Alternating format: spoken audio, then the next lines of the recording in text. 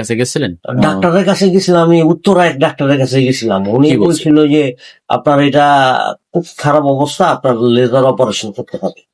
তো আচ্ছা আচ্ছা। আমারে অনেক অনেক বড় ডাক্তার উনি, উত্তরার মধ্যে বসে, বিশাল বড় ডাক্তার, ঠিক আছে, বাইরেও কাজ করে, দেশেও কাজ করে। তো আমারে বললো যে এই আপনার অবস্থা তো। তখন কি ব্লাড যেত?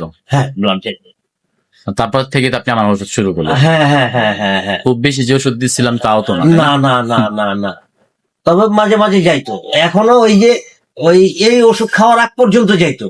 আচ্ছা, এই ওষুধ খাওয়ার পরে এই পর্যন্ত আর ব্লাড যায় নাই আমার। এই যে আমার থেকে হ্যাঁ, হোমিওপ্যাথি এই প্রেসক্রিপশনেরটা। হ্যাঁ, এই প্রেসক্রিপশনের ওষুধ। এখন অনেকবারও তো ব্লাড যায়নি। না। আর ওইরকম যে ব্যথা, ওরকম জ্বালা বাথরুম পোড়া। ওইরকমই না, বাথরুমও ভালো আসতেছে, ঠিক আছে। আপনি না এই জিনিসটাকে একটু ধরে রাখবেন, হ্যাঁ?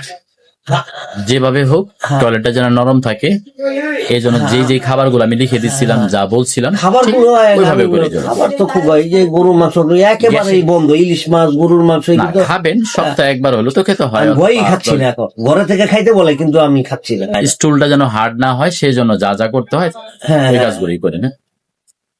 ইনশাআল্লাহ।